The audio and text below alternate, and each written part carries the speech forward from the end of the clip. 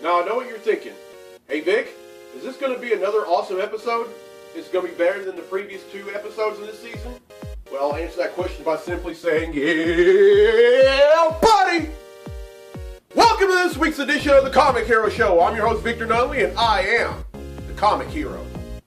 Now, I know that I said that I'd be wearing pink in every episode this month for Breast Cancer Awareness Month. But in the light of the EF2 tornadoes that hit the Monroe, West Monroe area and the severe storms that ravaged other parts of North Louisiana, and, well, Louisiana at that matter, because it wasn't just in North Louisiana, it was all over the state, I decided to make him wear this Louisiana-themed Natural Disaster Awareness CHT. Now, take a good look at this tee, because I'm only going to be wearing it once. Right there is the state of Louisiana flag, and back there is a green ribbon and the main logo. Now, there is a such thing as natural disaster awareness, and the colors for that are green and black. As a matter of fact, I also wore a similar shirt to this one in episode 21 last season that was black. As a matter of fact, there it is right there. Now take a good look at this shirt, because the next time that you'll see it, it'll be inside a shadow box right there on this wall. Alright then. Oh, and by the way, I will wear pink in the next episode. Alright then, let's kick off this segment by me telling you what's going on.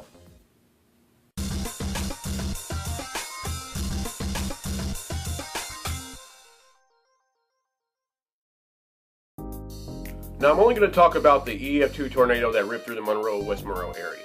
Now, you're probably thinking, Vic, that's not very positive. Well, you're right.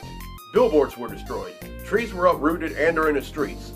Businesses and other establishments were damaged. Traffic was a pain in the butt because a lot of traffic lights weren't working. Some folks had to wait days until their electricity was turned back on. But there's one outcome that's more important than anything I just said. And that outcome is no lives were lost. Most times when you hear about tornadoes or hurricanes or any other severe weather that can bring about natural disasters, one of the first things you hear about is death casualties. Then you'd hear things about houses and businesses being destroyed. None of that was the case here. For that, we should be very thankful. You can repair, rebuild, or replace a house, but not the person or people who live there. Now that's it for what's going on. Up next is Comically Speaking, so without further ado, let's talk comics!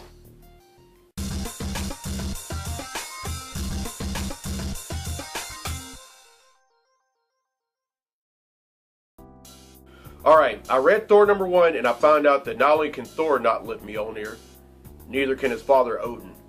Now, for those who don't know, Thor found out in Original Sin #7 that he is no longer worthy via one of the eyes of the Watcher that was ripped out.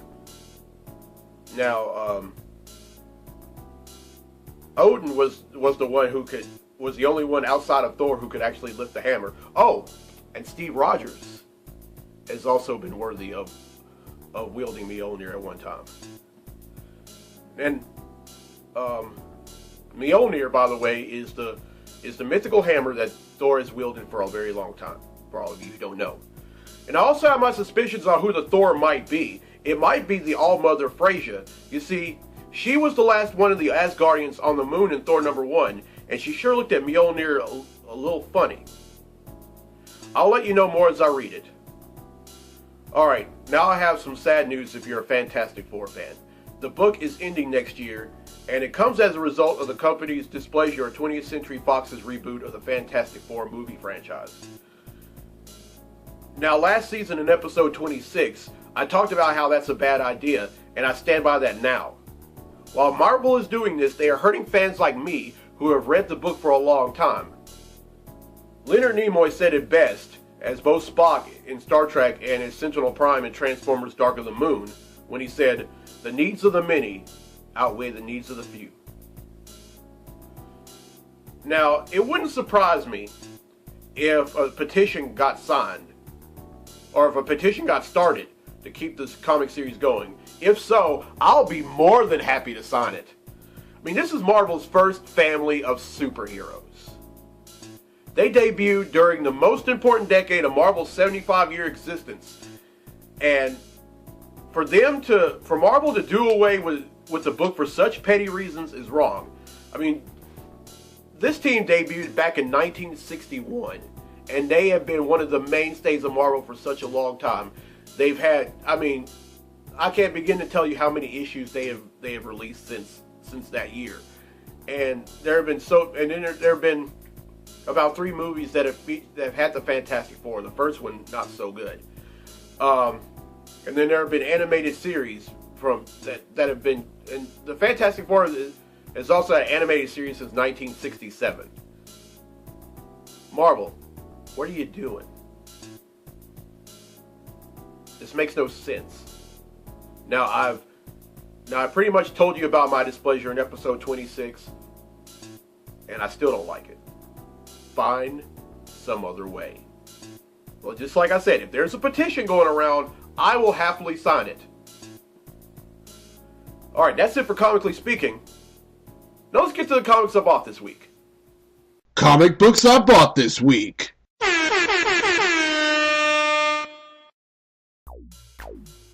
Alright, up first is Avengers and X-Men Axis number 2. Now, what happened in the first issue is Havoc is going after Magneto. Now, the reason why he's going after Magneto is because in Uncanny Avengers number 25, he ends up somehow killing the Red Skull, but then he came back to life not only as the Red Skull, but as Red Onslaught. And he's going after Cyclops because, well, he killed Professor X back in Avengers vs. X-Men in 2012. And if this isn't enough, a combined member of the Avengers and X-Men go after Red Onslaught. And just as soon as as they get there, they find out that Red Onslaught had engineered these brand new Sentinels based off of Tony Stark's technology. Uh-oh. That's all I got to say about that. Alright, next up is Spider-Man 2099 number 5. Now, in the last issue,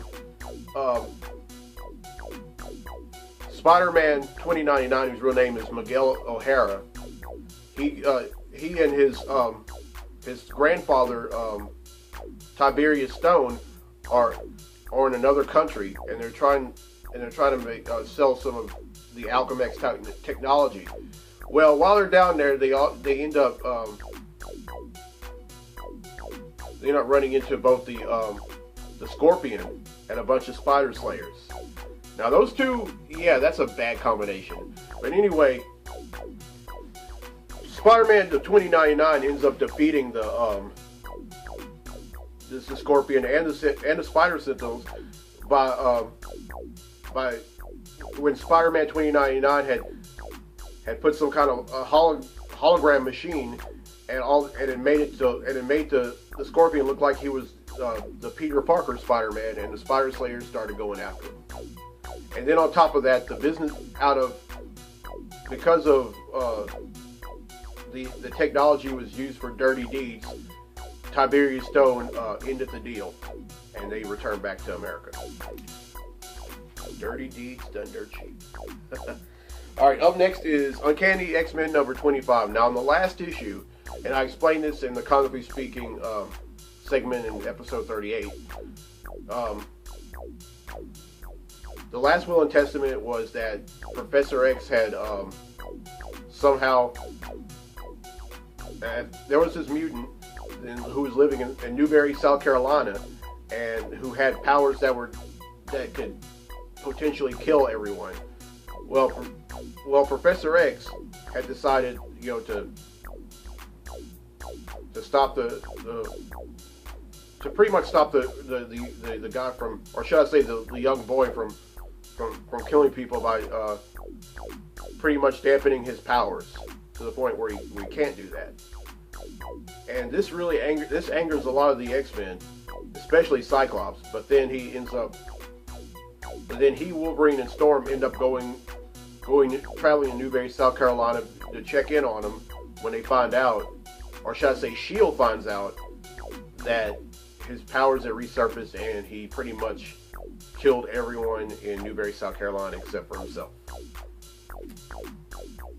I don't know about their chances, but we'll see. Alright, next up is Supergirl number 35. Now, this is an aftermath issue of the Doom story arc, and what happened is, well, you know, Superman had fought Doomsday and then ended up defeating him, but at the same time he became infected with the Doomsday virus, and then he became another Doomsday. As a matter of fact, it was Super Doom. Well, he fought Brainiac, who actually sent down Doomsday to do the deed, but then he defeated Brainiac and then ended up having all the Doomsday's DNA taken out of his genetic makeup, and now he's Superman again. And this pretty much deals with the aftermath from Supergirl's point of view, and it guest stars the Red Hood from Red Hood and the Outlaws, and some of the other Batman books. Alright, up next is Edge of Spider-Verse number 5. Now, in the last one, we saw this character named Patton Parnell, who was another Spider-Man from another Earth, but this one became like a half human, half spider, and ended up killing people. Well, Moreland, one of the guys that they're going after in Spider-Verse, the one that's going around killing some of the spiders, well, he ends up eating him alive. And in this one, we see someone else, another Spider-Man from another Earth, and I'll let you know about it in Comically Speaking segment in the next episode. Alright, next up is Hulk number 7. Now, in previous issues, well, to tell this is to go all the way back to Hulk number 4. Tony Stark, alright, well, really to go back to Indestructible Hulk number 20, to be honest. In Indestructible Hulk number 20, in the last few pages, someone had sneaked into Dr. Bruce Banner's lab and shot him in the back of his head, causing him to have severe brain damage. Well, he ends up, the doctors end up taking the bullet out of his head, but then while they're sewing him up, he ends up hulking out. And after he reverts back to Bruce Banner, he has no memory of anyone, and he's also suffers from mental disabilities, and he ends up being adopted by these two elderly people, and was named Bobby. But then over time he starts to regain consciousness, but at the same time his brain damage getting more severe and even near fatal. So Tony Stark goes down to take him back, and ends up surgically having the Extremis virus put into his brain. And now he has all his memories back, and he's now Hulk the entire time. He does not revert back to Bruce Banner, but except he's even smarter and even more intelligent than ever before, and he goes by the persona Doc Green. And he ends up finding a cure for the gamma radiation that was in his body, but instead of using it on himself, he ends up going to Rick Jones, aka A-Bomb, and then against his will, he beats up A-Bomb and ends up injecting him with the cure. And now he's no longer A-Bomb; he's just Rick Jones. And at the end of number 6, we find out about the Red Hulk finds out about it, and he goes after him. Now, keep in mind, the Red Hulk, his real identity is that of General Thaddeus Thunderbolt Ross, the Hulk's father-in-law, and he goes after him. In this issue, the Hulk goes after his own flesh and blood, Scar. Don't know. Alright, up next is Batman and Robin number 35. Now, in the last issue, number 34, Batman gathers all the Bat family to Gotham City. All to the Batcave, rather.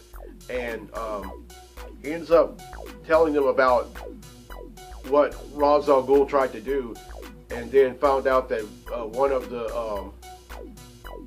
Darkseid's minions ended up coming and taking Damian's body right after Ra's al Ghul had taken it, and now he's going to Apokolips to reclaim his body, and he thinks that there's some kind of way that Damian's body can be restored to the point where he'd live again. But instead of them going, he tells them to guard Gotham City. And at first they didn't want to. They wanted to go with him, but they said, okay, we'll do it.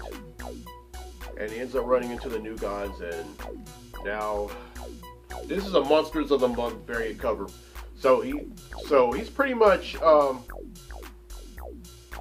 he's in for a lot of trouble when he gets to Darkseid. I mean, when he gets to Apokolips, because he has really no idea. But you don't separate a man from his children. You just don't do that. All right, up next is Fantastic Four number 11. Now, what's been going on in the last few issues is that the Fantastic Four have been evicted from the Baxter building, and not only that, they've lost custody of their son Franklin and all the other members of the Future Foundation. And not only that, Johnny Storm has lost his powers. He can no longer flame on and become the Human Torch, and the Thing was arrested for a crime he didn't commit. He was arrested for the alleged murder of the Puppet Master, which happens to be his ex-girlfriend Alicia Master's stepfather. Well, and then on top of that, while the Thing is in prison, he finds out that the person that he ends up having to fight is none other than the She-Thing, aka Sharon Ventura, who was once the Thing, a member of the Fantastic Four as She-Thing back in the late 80s, early 90s. And now she's going to fight the Thing, and the Thing's not really, he doesn't like to hit women. I'll just say that much. And then the Invisible Woman ends up stealing one of the Fantastic Four's vehicles, ends up traveling to Liberia to find her. To bring back their daughter Valeria. And then Mr. Fantastic ends up being thwarted by the new Frightful Four. But then instead of he contacted Doctor Strange, but instead he ended up getting the Scarlet Witch. Magic is magic. Although one thing about Mr. Fantastic, he's a man of science, and he just doesn't like magic that much. All right, next up is Justice League number 35. Now, in the previous issues, we see Lex Luthor and Captain Cold becoming members of the Justice League. But just when you think that now a lot of people are thinking, oh, Lex Luthor is probably, he hasn't changed, and you're right, because at the end of number 34, he ends up meeting up with Owlman, who is Batman from a parallel Earth, and they're thinking of ways to free Superwoman, who is Wonder Woman from a previous Earth, from her prison because she is pregnant with Owlman's child. Yeah, I know. All right, and finally, Green Lantern Corps number 35. Now this is a Monsters of the Month cover, and this is also part 3 of the Godhead story arc that they're doing, that also features the New Gods. Now I really can't say a lot about this because I'm still unable to find the Green Lantern New Gods Godhead one shot. I'm still looking for it, guys. Just be patient and I'll find it. All right, that's 10 I bought, which brings the total number of comics that I bought since December of 1997 to 6,441.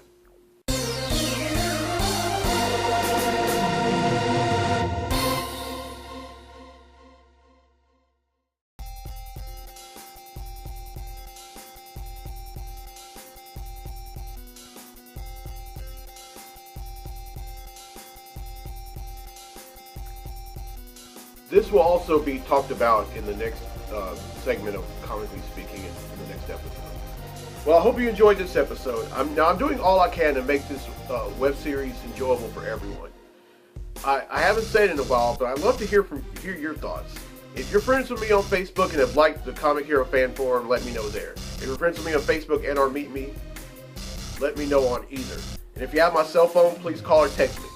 Or the best way to just let me know is just come up to me and tell me. I'm doing all I can to make. I'm doing some new things, and so for the most part, I think they worked. And I'm still trying to think of newer things. But if anyone has any suggestions, any at all, please let me know.